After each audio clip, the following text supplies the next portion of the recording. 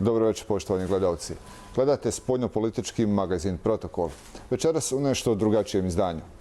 Gost Protokola je šejh Imrana Hosejna, ugledni islamski teolog i filozof. Good evening and welcome. Thank you, Daniel. You draw attention to your lectures here in Bosnia and Herzegovina and in the region after you claim that in Srebrenica was not genocide but horrible massacre. That was a pretty bold statement. Can you please elaborate your claim? It was not a bold statement, Daniel. It was the truth. By my definition of what constitutes genocide, let me define genocide. Genocide would be the mass killing of a people conducted by another people. A definition of genocide would be when the European peoples migrated to the New World, to the United States and Canada. They met American Indian people out there. And the American Indians were slaughtered like cockroaches. There is a term that they use for it because they don't like the word genocide, so they call it ethnic cleansing. Well, there was nothing clean about it. It was dirty. This was genocide. The European people who went to the New World, the Western Hemisphere, did not as a community condemn it. There were no powerful voices raised against it. Rather, they supported it and they profited from it. That was genocide. Did that happen at Srebrenica? Did the Orthodox Christian people of this region support what happened at Srebrenica? Were they happy about the massacre of Muslims? Did they rejoice about it? Did they profit from it? Did they celebrate it? Are they still up to this day happy about it? No. No. The Serbian people and the rest of the Orthodox Christians of this region are not happy about what happened. They condemn what happened. They would rather find out who are the ones who are responsible for it. And I don't think, Daniel, that we have as yet the full story. I think there are parts of the story which are hidden. And if anyone has the knowledge of it and tries to reveal it, he might be killed. Like anyone who knows about the truth of 9/11 and tries to reveal it, he'll be killed. That's their methodology. So too I am saying, Daniel, that there are parts of this story which have not as yet been revealed. The hidden hands at work. To try to have an event that will allow them to fulfill their larger political and military agenda. I'm talking about NATO. I'm talking about the Judeo-Christian Zionist alliance which rules most of Western Europe and North America. And it would be beneficial if the Orthodox Christian people of this region were to call for a commission of inquiry which is given legal power and mandated to pursue the subject, and let us get the full story of what happened at Srebrenica. And at that time we'll then be able to know who were responsible for it. But at this time we already know that by and large the Orthodox Christian people of this region do not support it. That therefore does not qualify as genocide. This is my definition of genocide. But people start defining and using words differently all the time to suit their own vocabulary. Once upon a time I could use the word gay, something nice, gay. Now I use the word gay, it has another meaning. So too, genocide used to be something else. Now today this is genocide. So don't play games with words. This is why I have come forward to say no, this was not a genocide. But I have something more to say. There was a sinister agenda at work, not only in Srebrenica, when the full story comes out, But there was a sinister agenda at work in the Security Council of the United Nations. The Quran, which is the only absolute authority in Islam, not the government of Turkey, and most certainly not the Prime Minister of Turkey. It is the Quran which is this absolute authority as to what is Islam. And the Quran has spoken plainly and clearly about a Christian people who will be closest in love and affection for Muslims in the end time. My understanding, the end time. The Quran has identified these Christian people, and I have, in several of my lectures, I don't need to repeat it today, all of Bosnia knows my views. I identify them with the Orthodox Christians. If you say I am wrong, then tell me who is right. Tell me if it's Washington, or tell me if it's London, or Boston, or Bonn, or Paris, the ones that you worship. That's your Qibla, it's not mine. If I am right, that there is going to be love and affection between Orthodox Christians and Muslims, according to the Quran, and this is to come to pass, then my heart is in the right place. I have come to Belgrade to try to build friendship and affection and understanding and cooperation between Orthodox Christians and Muslims. Am I wrong in doing that? Which fool with a capital F will say that I am wrong in doing that? Well then, if that resolution had been adopted in the Security Council, you could have said goodbye forever and ever and ever to any possibility of friendship and reconciliation between Muslims and Orthodox Christians in this part of the world, despite 500 years of Ottoman oppression. In one of your lectures, also you said that behind the politics that claims that in Srebrenica was committed a genocide are the very same institutions who allowed that massacre to happen. Can you be more specific? What institutions? It is when we have a commission of inquiry to pursue the truth to its very end that the evidence will come out. At this time, if there is someone who has crucial evidence, you know, it's called a whistleblower, and there is a threat that he might reveal the truth, they'll kill him. Many people have been killed since 9/11 in order to preserve that monstrous lie that is 9/11. But you can connect the dots and you ask, who are those who benefited from 9/11? What happened since then? Similarly, you can look to Srebrenica and ask, who are those who benefited from it? And the answer is as plain and clear as daylight, although I've not seen much of the sun since I came to Belgrade. The answer is plain as daylight. They have their biggest military base, other than Germany, there in Kosovo today. They have all of these countries as members of their NATO, which is the military arm of the Judeo-Christian Zionist alliance. If the Muslims of that part of the world did not know it, if their Islamic scholars did not teach them, it's about time for Imran to tell them that the Book of Allah, the Quran, prohibits you from being a member of NATO. Of course, the Turkish Prime Minister doesn't know that. I don't know if he reads the Quran. The Book of Allah, the Quran, prohibits you from being a member of NATO. Where in the Book of Quran? Go and look, listen to my lectures. So the answer to your question is, you cannot provide the evidence in concrete form because they'll kill the whistleblower. The way you know it is to see who have benefited from Srebrenica. And the answer is very clear and plain. NATO has benefited. I guess you are aware of that, but after your lectures about Srebrenica and your advice to Muslims to cooperate closer with the Orthodox Christians, Your popularity among Bosnian Muslims a little bit decreased.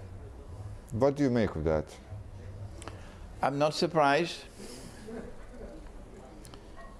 When Prophet Muhammad, Allah's blessings be upon him, made a truce with the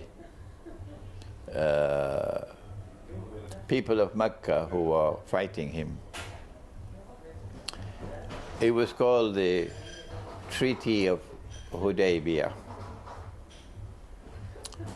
Not one of his followers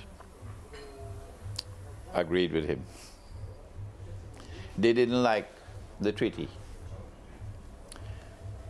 One of the articles of the treaty required that the animals of sacrifice which had been brought were to be sacrificed right there in Hudaybiya, but not in Mecca as is normally done. And when the Prophet asked them to do the sacrifice, they refused. None of them was prepared to do it. So I'm not surprised with the response from Bosnia, but I'm not disheartened, no. One of the wives of the Prophet, Allah's blessings be upon him, said to him, "You do the sacrifice." And so he took the knife and he made the sacrifice of the animal, and then after that all the rest came. That's why I'm here in Belgrade.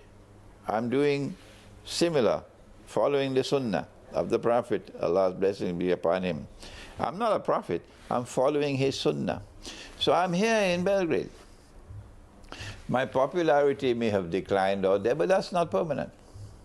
When I came to Belgrade, I lectured yesterday at the University of Belgrade before a packed auditorium, and the response I got from that audience was kind and respectful and affectionate and loving.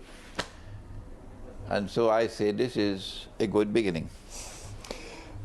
You offered, that was something unusual, apologies to Orthodox Christians for the atrocities committed against them during the Ottoman Empire.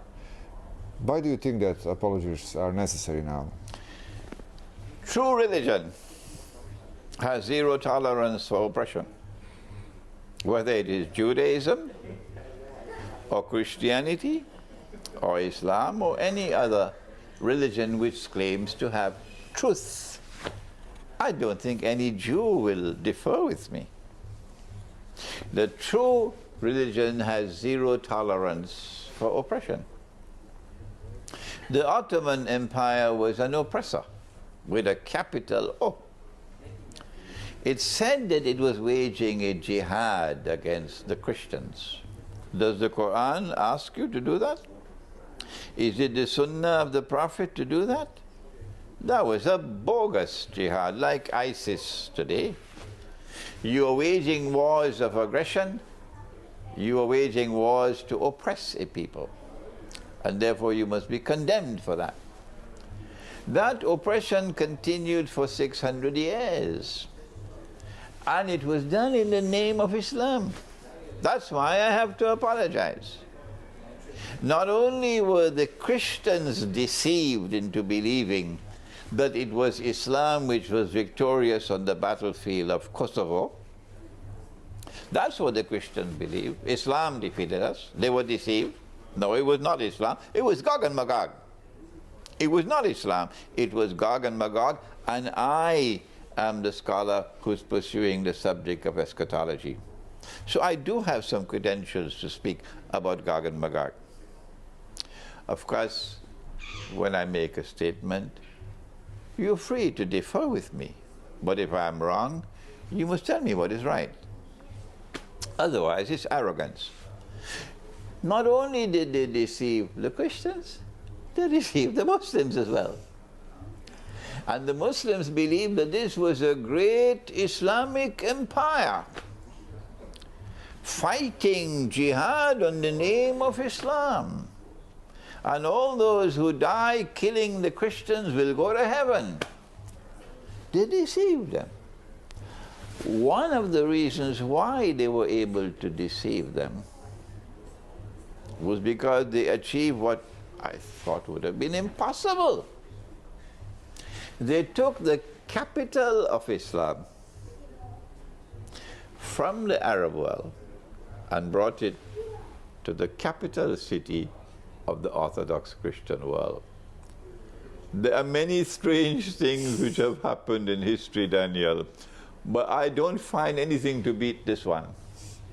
To take the capital of the Muslim world and bring it and park it up in the capital of the Orthodox Christian world. And now you have credentials to speak for Islam. That's how they managed to deceive the Muslim world, that they were great representatives of Islam. Don't come to me and tell me the Ottoman Empire did this which was good and that which was good and that which was good. It's irrelevant. My statement is that the Ottoman Empire was an oppressor. Yes or no? Once it is an oppressor, it is not representative of Islam. Do you think that apology is necessary from the other side too? Whatever was done in the name of Islam and did not represent Islam and cause injury to others, like taking the greatest cathedral of the Orthodox Christian world, Hagia Sophia, and shamefully transforming it and sinfully transforming it into a masjid, to drive a dagger into the heart of the Christian world that will bleed eternally. I have a duty to set the record straight.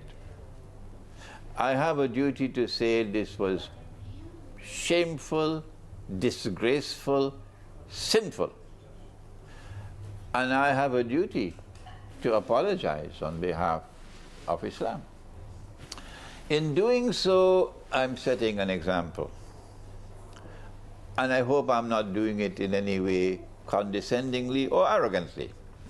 I'm setting an example. It is not for me to turn to the Orthodox Christian world, my brothers, to say you were wrong in doing this and you were wrong in doing that and you did this which was wrong.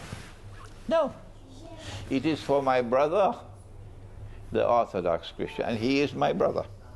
It is for him to look at his record and see what are those things which are done in the name of Christianity which were not representative of Christianity, and denounce them rather than me doing it. I would like to switch to the geopolitics, if you don't mind, right now. Do you believe that Arab Spring, a series of revolutions in Arab world, were spontaneous, or somebody actually wrote a script and schemes how it should happen? It is now very plain and clear that there was an interior agenda and an exterior appearance of spontaneity, whereas there's an interior agenda which was planned, meticulously planned. That planning was done on behalf of the Judeo-Christian Zionist Alliance, which is in Western Christianity. You know which Christianity I'm talking about? Yes, yes. The one which does not allow anyone to have a beard. No. The Lord God put the beard on the face of the face, but they say no, no beard, that Christianity. But they have one man who does have a very big beard, white beard, and he has come to take over. He's hijacked Jesus now. And he comes once a year on a reindeer. A fellow called Santa Claus. I'm talking about that Christianity, okay? I hope Santa Claus doesn't come to Orthodox Christianity. If he's come here, please repatriate him. That Christian world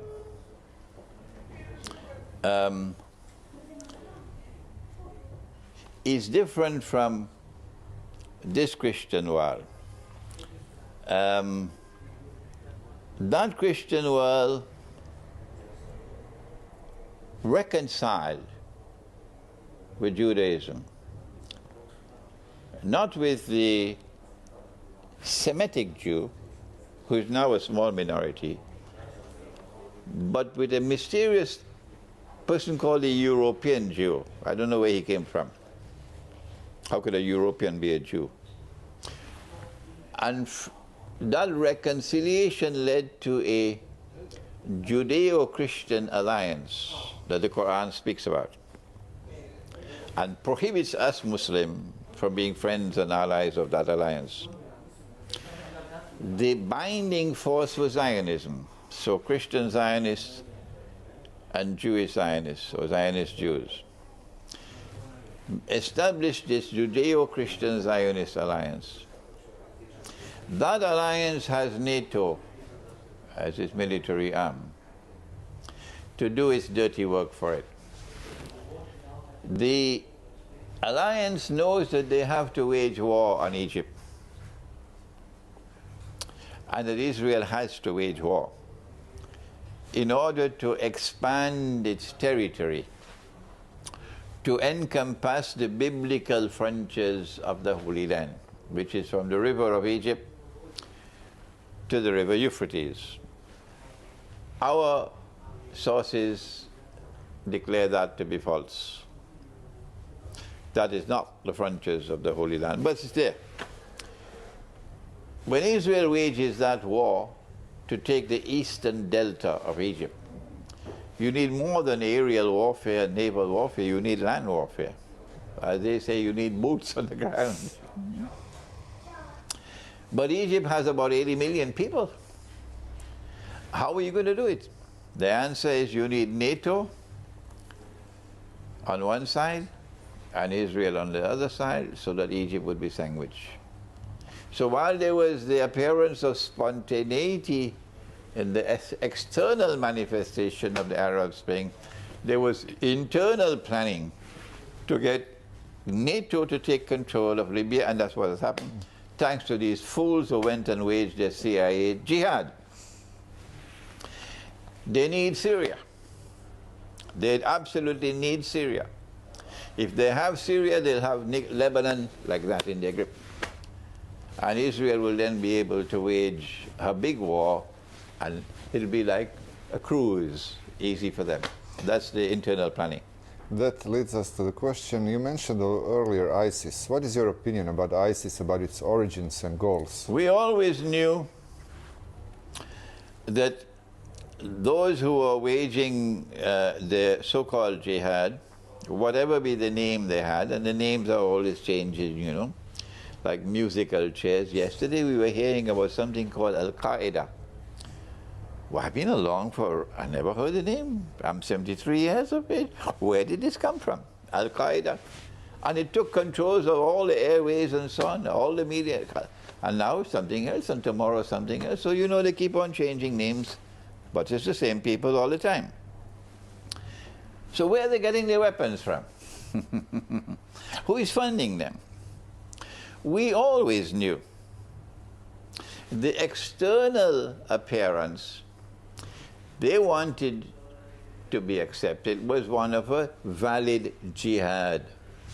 The internal reality was that it was still these wicked people in the CIA and the Israeli Mossad and the British intelligence and so on, who were not only doing the planning, but also the funding and providing the weapons and doing the training and so on. Lo and behold, when Russia intervened, suddenly we're hearing voices. Oh, but you're not attacking ISIS. You're attacking our boys. Oh, okay. So now the evidence is coming out that the CIA is now admitting that they were funding and they were training and they were arming and they were providing the weapons for the opposition to Assad in Libya, in Syria. So now we can legitimately declare it's a CIA jihad. But I have a better name for it. for ISIS and company. I call it the Yankee jihad. Russian intervention in Syria changed the balance of power in that war right now. Do you see the end of the conflict, and how will Syria and entire Middle East look at its end? This is where Christian eschatology and Islamic eschatology has to take over and help political science. Yes, I am myself a student of international politics and international economics and so on, so I know the subject. But I tell you, the tools of political analysis are inadequate. You need eschatology. And Christian eschatology and Islamic eschatology has to come together and interact with each other, because there's that in Christian eschatology which we don't have, and there's that in Islamic eschatology that you don't have. So I have to learn, I have to listen, I have to benefit from Christian eschatology. And I hope that the Christian will also want to listen and learn from what I have to offer in Islamic eschatology. The eschatological perspective that we bring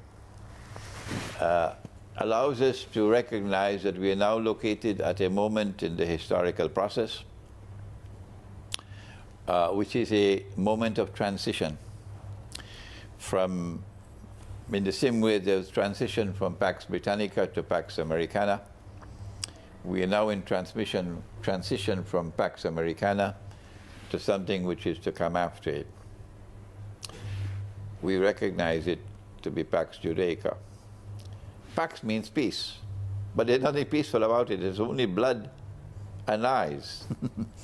So the name Pax is a misnomer. This so-called Pax Judaica is to replace Pax Americana, which is why the US dollar is now in irreversible decline, which is why the United States as a power in the world, the ruling state, is now in irreversible decline. And we recognize that in order for Pax Americana to replace Pax Britannica, not only was there a requirement for change in the monetary system, with the British pound giving way to the US dollar, but great wars had to be fought. First World War and Second World War. Millions had to die. Similarly, we say that in order for Pax Judaica to replace Pax Americana, you need a big war or wars. What we've been having so far may be defined as the hors d'oeuvres of the war which is to come. The eschatology in Christianity says it's Armageddon. In Islam it's called the Malhama, and all the Muslims know about it. My eschatological viewpoint is that we are now approaching that big war, and that it's going to be a nuclear war, and the pieces are now in place. Once Russia has intervened militarily in Syria, and Russia has done that, Russia is not going to back out. Russia is not going to scale down her involvement. Once Russia has intervened, the NATO opponent has to augment his involvement. He has to come into the scene publicly, the way Russia has come into the scene publicly. And as NATO does that, Russia will respond. NATO much prefers to fight Libya. Yeah. Because you can fight Libya and you can go home and have dinner. But you can't do that with Russia. The nice thing about the Muslim-Christian alliance, which supports Russia, which I'm working for, is that Muslims and Christians are not afraid to die because of our faith. If millions have to die, Daniel, in order for the oppressor to bite the dust, we don't mind dying. But those who are in the American Armed Forces because of a green card, they don't want to die. No. So they're scared of nuclear war. So I don't think Russia wants nuclear war. But Russia is saying, we are not afraid of you. I don't think the US armed forces want nuclear war because they're scared of death. But there are those who do want nuclear war. And it's time for Bosnia to understand that. There are those who do want nuclear war, and Bosnia knows who they are. I don't have to tell Bosnia that. They want nuclear war because they want to rule the world. They want to succeed the United States as the next ruling state.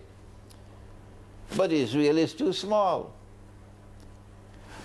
It is either that Israel must expand to become a much bigger state, to become a successor to the United States, or the world has to become smaller. Which one will it be? You know the answer, Daniel. That's why they want nuclear war. So that what is left of the world after nuclear war, Israel can easily manage to rule. And when Israel becomes the ruling state in the world, then at that time, our Prophet has said, at that time, a day like a week for Dajjal, the Antichrist, would have come. And then after that, the Antichrist or Dajjal will emerge as a human being in Jerusalem and declare he's the Messiah. This is eschatology. So yes, my answer is, we are now steering nuclear war in the fish. How do we respond? Number one, do not be afraid of death. I know the Christians are not afraid of death. And I want to say to my Muslim brothers also, you must not be afraid of death. No. If death has to come, let it come. Don't run from the battlefield because you're afraid of death. If nuclear war is to come, whose side are you on? Are you on the side of the godless oppressor, who now a man can marry another man and get a marriage certificate? Is that where your heart is? Don't you have any sense in your head? Or is your loyalty to the one who is standing up to the oppressor? In the Quran there is Zulqarnain. Qarnain means 2 ages. A first age before Gog and Magog was released, and a second age afterwards. And in Surah Al-Kahf of the Quran, power in that region of the world in which the Black Sea is located, power rested on the foundations of faith, and power was used to punish the oppressor. The Quran is telling us that in time to come, in that same region of the Black Sea, and Daniel, you know that Crimea is in the Black Sea. Don't forget that. Crimea is in the Black Sea. In that region of the world, destiny is that power will once more rest on the foundations of faith. Even after the Bolshevik Revolution, the Jewish Bolshevik Revolution, even after communism, even after the Soviet Union, Russia is returning to her spiritual heart. Their heart is barbarian. That's why a man can marry another man and get a marriage certificate. But Russia's heart is spiritual. Can't you see that? Power is there in Russia, and they have to respect it. That power is now resting on the foundations of faith. If you don't know it, I'm telling you that. And now the world will see what is there in the Quran. That power is going to be used to punish the oppressor. So where should you be in this coming confrontation? You should be on the side of Russia. So I am sending a message to the Muslim world. Don't expect the American Republic of Pakistan to join with Russia, or the American Kingdom of Saudi Arabia to join with Russia. No. It is you, the people. You have to join, particularly if you are in the Russian Federation. Join the Russian armed forces. They are buying people for ISIS with $1,000 a day. You're not people to be bought and sold. Join the Russian armed forces and be on this side in that coming war. And if you are a young man in Saudi Arabia, come and join the armed forces of Russia. So that what the Prophet Muhammad ﷺ prophesied, He said that there will be an alliance between Muslims and Rome, or Orthodox Christianity, in the end time. That alliance will come if you join the Russian armed forces to stand up against NATO in the coming nuclear war. What is the future of Islam in Europe? There will be no Europe tomorrow. There will be no North America tomorrow. I think after nuclear war, Europe and North America would not be a place where it is habitable, okay? So the future is one in which sensible people should be making hijrah, migrating out of North America or migrating out of Europe. If you cannot migrate out of the country, out of that region, you should at least leave the cities and go to the remote countryside.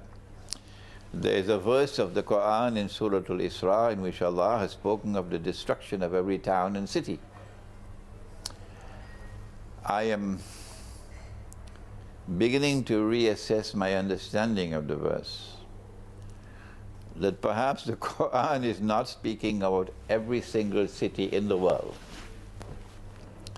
but rather every single city which by divine guidance ought to be destroyed, like one which permits the marriage of a man with another man, you're supposed to be destroyed.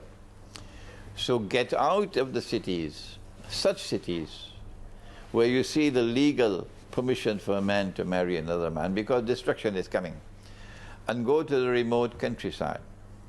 The Quran says those cities which are not destroyed will be punished with terrible punishment. The punishment would be that nuclear war will disrupt supply of food, supply of water. People will be starving, no water. There'll be riots. There'll be dog eat dog.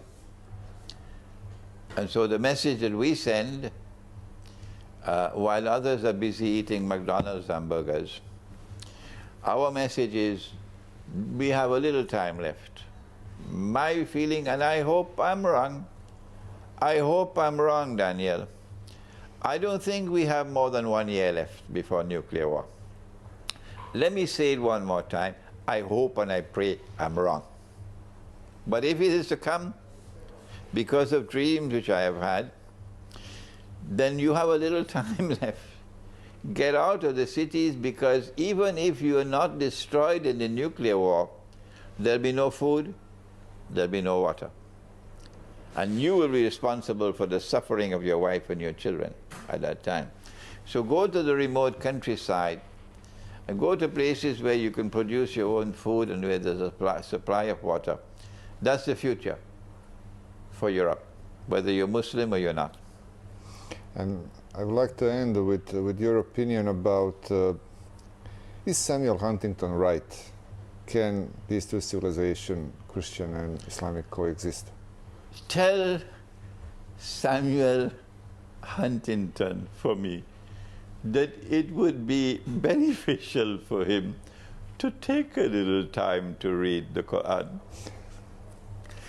because something spectacular is taking place in the world that he doesn't know about. Something with enormous strategic implications is taking place in the world now, despite Samuel Huntington. And that is that two civilizations are coming closer to each other, not clash. And tomorrow Bosnia will wake up.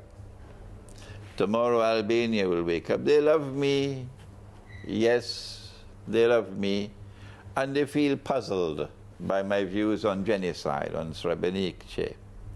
But tomorrow they will wake up because they love the Quran, and they know that I am teaching the Quran.